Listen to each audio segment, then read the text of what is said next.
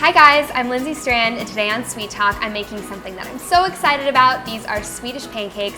They're a huge family tradition of mine, and I think once you see how easy they are to make, you'll love making them too. So I'm starting with my eggs. Here I have 3 large eggs.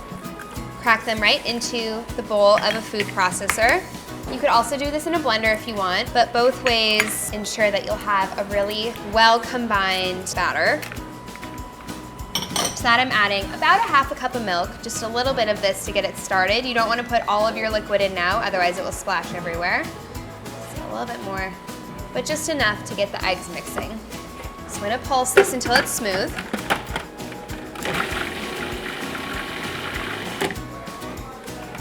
I like to keep a towel on hand just in case you get a little bit of spillage from the food processor, but so far so good. So to this I'm adding 1 cup of all-purpose flour, and I'm going to mix this again until it's nice and smooth.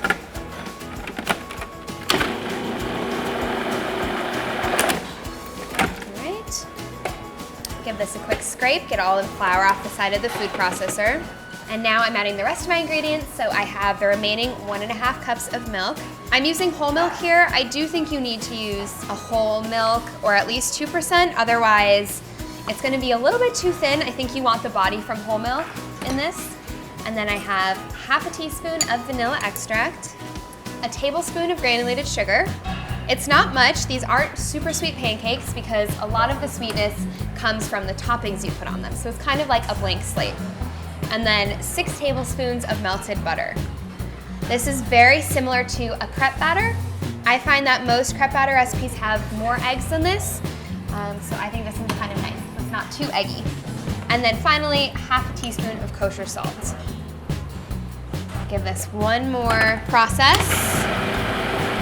All right, super smooth batter, here it is. I'm gonna transfer this into a bowl. Careful of the blade in the food processor. You can see how velvety smooth this looks. It's gonna make us have a really nicely textured pancake. And now I have a nonstick skillet here. I'm heating this over medium. And then I'm gonna brush it with a little bit of melted butter. This helps give it extra nonstick power. A nice lacy brown color comes on the pancakes and also gives it a little bit of that delicious buttery flavor. All right, so my pan feels ready to go. I'm taking a 1/4 cup measure, and I'm just gonna do the big style Swedish pancakes. You know, both of my Swedish sides did this differently. My grandma did the big style Swedish pancakes like this, and then my grandpa did a traditional Swedish pancake pan with the little tiny silver dollar-sized pancakes, and he would painstakingly butter each one, flip them all over. It was quite the process, and he did it for this huge family, so bless him. But I think they both taste delicious. Either way you do it, if you have the Swedish pancake pan, great. If you don't, these are delicious too. So I put a 1/4 cup of the batter into the buttered pan. Now I'm just gonna let it sit until some bubbles form on the surface and it's almost completely set. All right, first pancake's always a little tricky, but this is starting to look lacy and really beautiful. Next one I might go a little bit longer. I can see how it's bubbling up. It smells like vanilla. This is such a nostalgic smell for me. It smells like birthdays and Christmas and special occasions because I always ask for Swedish pancakes on those mornings. All right, this looks pretty good. Now I'm ready to flip out my pancake. I think I'm gonna roll this guy up a little bit and just slide him out. And do the next one.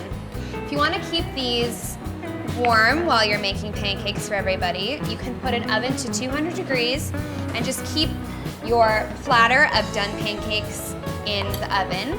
My family tends to just go for it. It's kind of a free-for-all. You do one plate at a time and you just have to wait your turn until you can have your own pancakes. The great thing about this batter is that it holds really, really well. In fact, it's almost better the next day, so if you can make the batter the night before, they'll be even more delicious. It's something about the way the flour combines in with the eggs. The batter is just so much nicer the next day. So definitely keep this covered in the fridge and you can make them for a couple of mornings.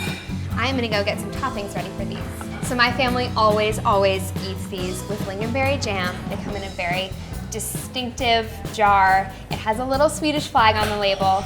Since I don't have that today, I think I'm feeling the raspberry. You can serve these with any fresh fruit that you want. berries, jams, butter. I tend to stay away from maple syrup, but I know a lot of people love them with maple syrup too. But I usually keep it pretty simple. So a little bit of jam, and then I think I'll just do some fresh raspberries over the top. And these are definitely on the sweeter side, so it is a treat. This isn't your healthy breakfast option, but they are really special. And then I'll put a little bit of confectioner's sugar over the top. All right, that looks amazing. I gotta dig into one of these.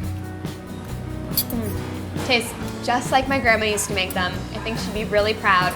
The next time you have a special occasion, give these a shot. I think you're gonna be amazed at how easy they are. Enjoy.